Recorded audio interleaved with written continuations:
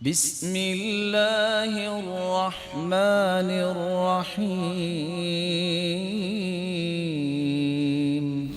رسول اکرم صلی اللہ علیہ وآلہ وسلم نے سی فرمایا کہ جب بیماری کا علاج بھی کرنا ہو، علاج بعد میں پہلا کام یہ کرو، بسم اللہ، اعوذ بعزت اللہ وقدرتہ من شر ما اجد من وجعی، اتنے الفاظ کہہ دو تو اللہ ذوالجلال اس تکلیف سے تمہیں آرام دے دیں گے۔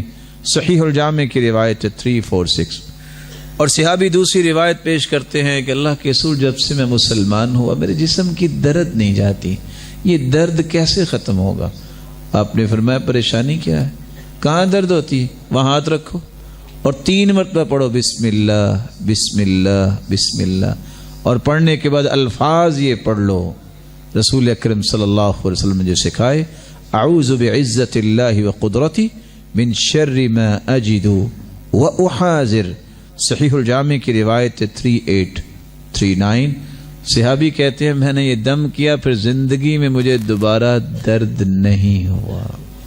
جب تک یقین نہیں اس وقت تک ان الفاظ سے فائدہ نہیں ہوگا، اس لیے یقین کیجئے یہ محمد مصطفیٰ نے کہا ہے تو محمد مصطفیٰ کی زبان سے حق کے علاوہ کچھ نہیں نکلتا۔ اشہد ان لا